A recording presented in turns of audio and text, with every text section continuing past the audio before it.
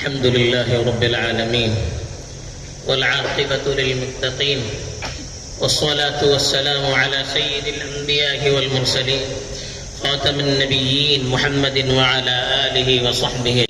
اور ایمانی بھائیوں، بزرگوں اور دوستوں، سب سے پہلے میں عید الفطر کی آپ سبوں کو مبارکباد دیتا ہوں. اللہ تعالیٰ اس عید کو نہ صرف ہم مسلمانوں کے لیے بلکہ پورے عالم کے انسانوں کے لیے رحمتوں اور برکتوں کا باعث بنائے اور ہر طرح کی پریشانیوں کو اور تکلیفوں کے دور کرنے کا باعث بنائے.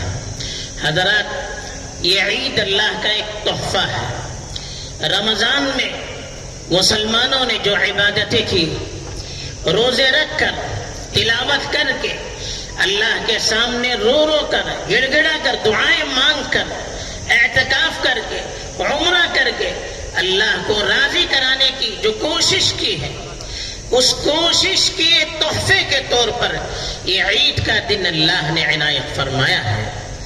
آپ نے جو اللہ کے دربار میں اعمال بھیجے ہیں، یقیناً امید کی جا سکتی ہے کہ ان اعمال کے بدلے میں اللہ کی طرف سے رحمتیں نازل ہوں گی، خیر نازل ہوگا، مصیبتیں ٹلے گی، بلائیں ٹلے گی. اللہ کی طرف سے خیر کے فیصلے یقیناً نازل ہوں گے. ہمیں اچھی امید کرنی چاہیے. رمضان میں جو ہم عبادتیں کرتے ہیں، ان عبادتوں کا سب سے اہم جو پیغام ملتا ہے وہ ہے صبر، برداشت، اپنے آپ پر کنٹرول کرنا. یہ رمضان ہمیں سکھاتا ہے. دیکھیے، رمضان میں ہم کھانا پینا چھوڑتے ہیں صبح سے لے کے شام تک.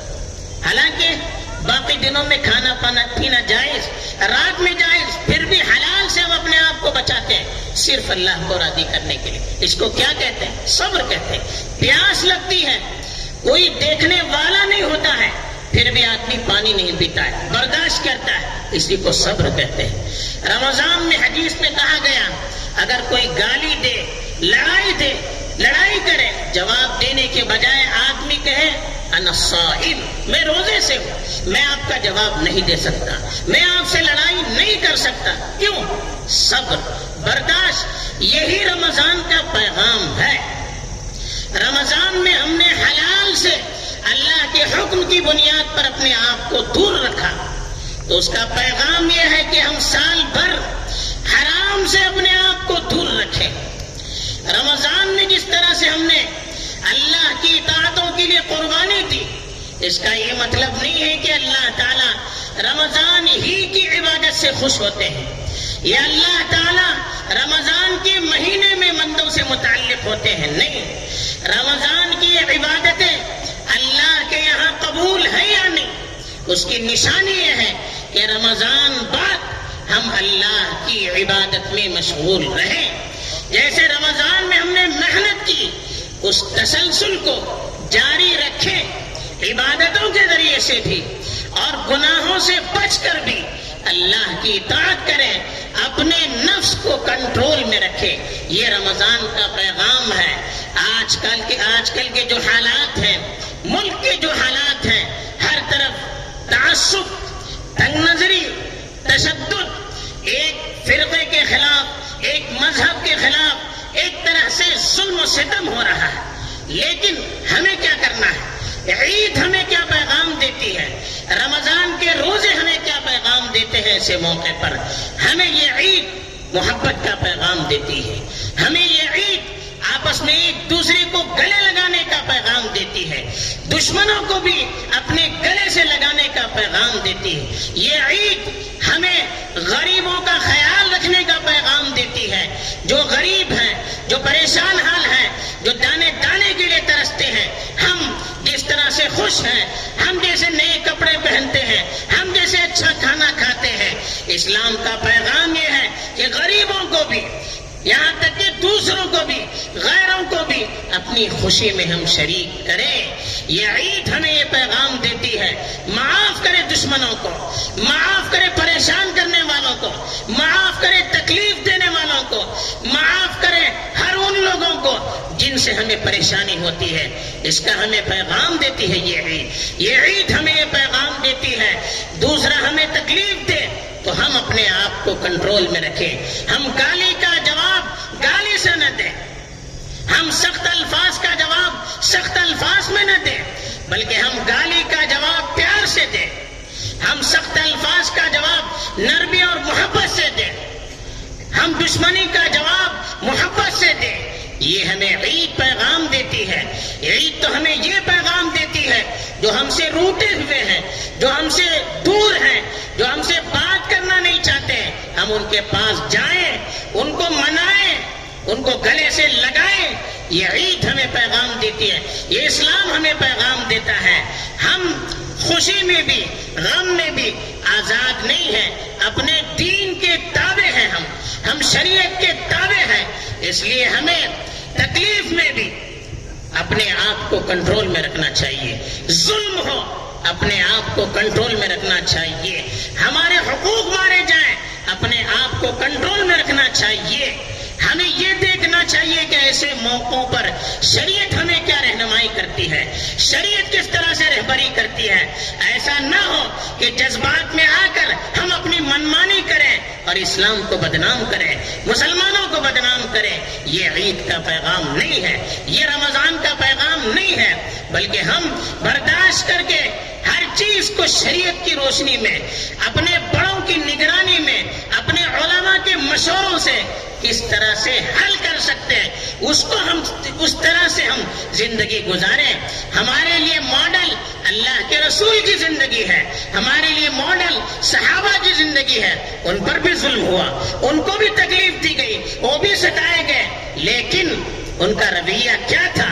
وہ ہر حال میں اللہ کے حکم کے پابند تھے. مکے میں 13 سال رہے, ہر طرح کی تکلیفوں کو جھیلتے رہے, ہر طرح کی پریشانیوں کو جھیلتے رہے, ہر طرح کی مصیبتوں کو سہتے رہے, لیکن اللہ کی طرف سے حکم تھا کہ آپ صبر کریں, آپ نماز پڑھیں, آپ عبادت کریں, آپ اللہ کو راضی کریں. یہ اللہ کا حکم تھا, تو مسلمان اللہ کے حکم کے تابع رہے, اپنے جذبات کو اللہ کے تابع کر دیا. جب مدینے گئے وہاں پر طاقت ملی, وہاں پر حکومت ہوئی, اور اللہ کی طرف سے حکم آیا کہ جہاد کر سکتے ہیں, تب جہاد کے لیے نکلے. اللہ کے حکم پر اپنی منمانی نہیں, اپنی مرضی سے نہیں, اپنی خواہش کے مطابق نہیں. یہ پیغام ہے ہمارے لیے کہ ہر معاملے میں ہمارے لیے آئیڈیل ہمارے اور آپ کے آقا اور مقتدی حضرت محمد مصطفیٰ صلی اللہ علیہ وسلم ہے. تیسری چیز ہمیں ذمہ داروں سے بھی کہنا ہے کہ اپنے اندر بھی تحمل رکھنا چاہیے. اختلاف ایک زندہ قوموں کی نشانی ہے. رائے کا اختلاف, اجتہاد کا اختلاف, حالات پر نظر کرنا, اس کا تجزیہ کرنا. ہر آدمی کا الگ نظریہ ہو سکتا ہے, ہر آدمی کی الگ رائے ہو سکتی ہے, ہر آدمی کی الگ فکر ہو سکتی ہے. آزادانہ سوچ اور آزادانہ سوچ کے نتیجے میں اپنی رائے کو پیش کرنا, یہ زندہ قوموں کی نشانی ہے. ایسے موقع پر ہمیں کیا کرنا چاہیے؟ اگر کسی کی رائے ہماری رائے سے مختلف ہے, اس کا یہ مطلب نہیں کہ وہ غلط ہے, غلط ہم بھی ہو سکتے ہیں, ہماری رائے ان کی رائے سے الگ ہے. اگر کسی کی رائے ہم سے مختلف ہے, اس کا یہ مطلب نہیں ہے وہ دین کا دشمن ہے, وہ قوم کا دشمن ہے, وہ ملت کا دشمن ہے.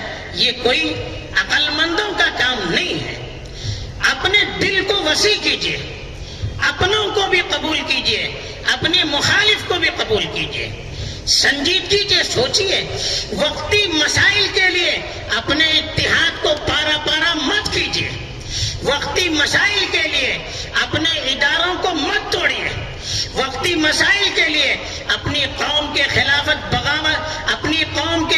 بغاوت کا بیج مت بوئیے. وقتی چیزیں آتی ہیں جاتی ہیں, اس سے اختلاف, اس سے قوم پر اثر نہیں پڑتا. قوم متحد رہے گی تو ہماری طاقت رہے گی. آج کے حالات ہمیں متحد رہنے کی دعوت دیتے ہیں. آج کے حالات ایک دوسرے کو قبول کرنے کی دعوت دیتے ہیں. آج کے حالات ایک دوسرے کو ہضم کرنے کی دعوت دیتے ہیں. آج کے حالات دل کو کھولنے کی دعوت دیتے ہیں. آج کے حالات نفرت کو تھوکنے کی دعوت دیتے ہیں. اگر ہم نفرت کو تھوکیں گے, ہم آپ دوسروں کو گلے سے ملائیں گے, ہماری طاقت رہے گی. ورنہ اسلاف نے جو اتحاد اپنی قربانیوں سے قائم رکھا ہے, جو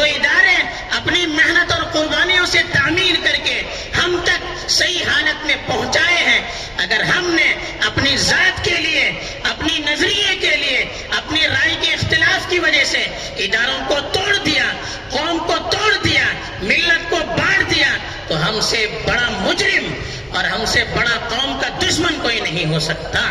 ایسے موقع پر ہمیں صبر کرنا چاہیے۔ اس صبر کا بدلہ ہماری رائے کے خلاف مسئلہ ہو رہا ہے، ہم صبر کریں گے، اللہ کی طرف سے جو مدد آئے گی اس کا ہم تصور نہیں کر سکتے۔ انما یوفی الصابرون اجرهم بغیر حساب، کہا کہ صبر کرنے والوں کو بے تحاشا اجر دیا جاتا ہے، کوئی اس کی حد نہیں ہے۔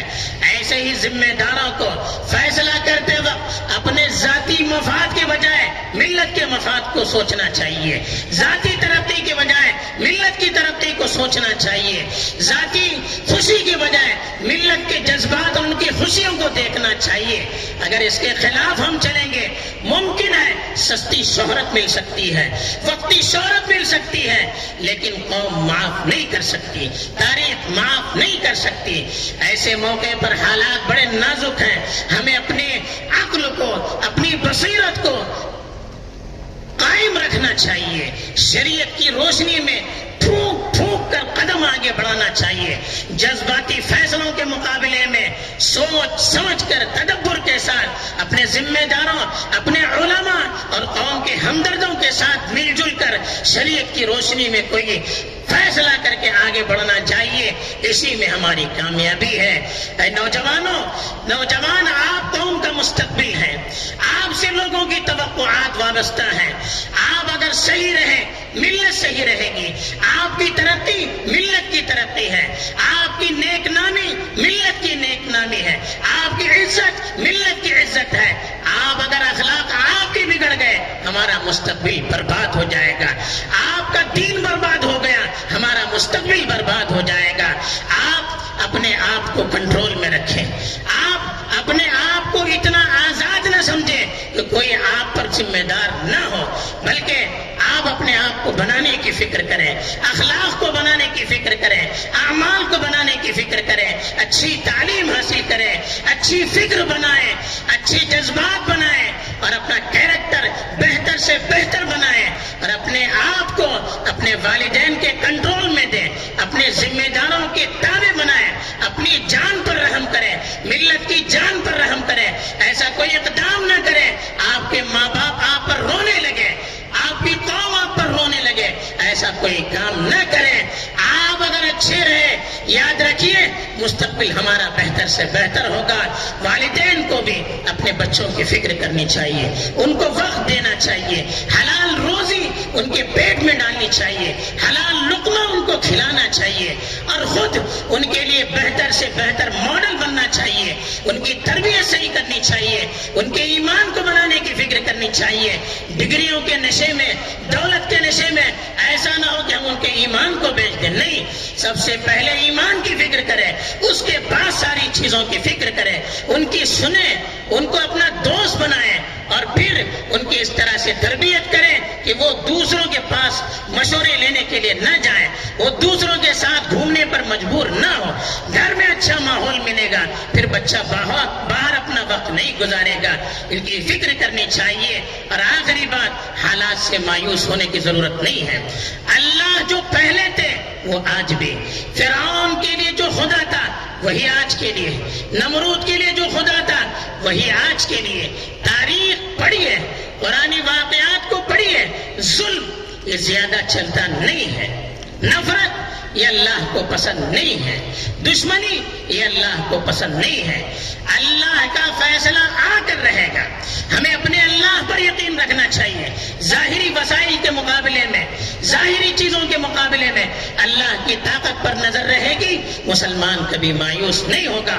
وقت آئے گا آپ اپنی آنکھ سے دیکھیں گے کہ پچھلی جو طاقتیں تھی، حکومتیں تھی، وہ جیسے برباد ہوئی، اگر آج کوئی بھی طاقت ظلم کرتی ہے اس کا بھی انجام وہی ہوگا جو فرعون کا ہوا، جو قارون کا ہوا، جو نمرود کا ہوا، جو پچھلی طاقتوں کا ہوا، جو پچھلی حکومتوں کا ہوا۔ اگر آج بھی کوئی خدا کو بھول کر اپنا کام کرے گا اس کا بھی انجام یہی ہوگا۔ بس یہی پیغام ہے، ہم آج کے دن کا یہی پیغام لے کر جائیں اور خود بھی خوش رہیں، دوسروں کو بھی خوش کرنے کی کچھ کوشش کریں، خود بھی امن کے ساتھ رہیں، ملک کو بھی امن و امان کے ساتھ رکھنے کی کوشش کریں۔ انہی توقعات کے ساتھ میں اپنی بات کو ختم کرتا ہوں۔ اللہ تعالیٰ یہ عید ہم سبوں کے لیے مبارک بنائے اور رحمت کا ذریعہ بنائے، آمین۔ وآخر دعوانا الحمدللہ۔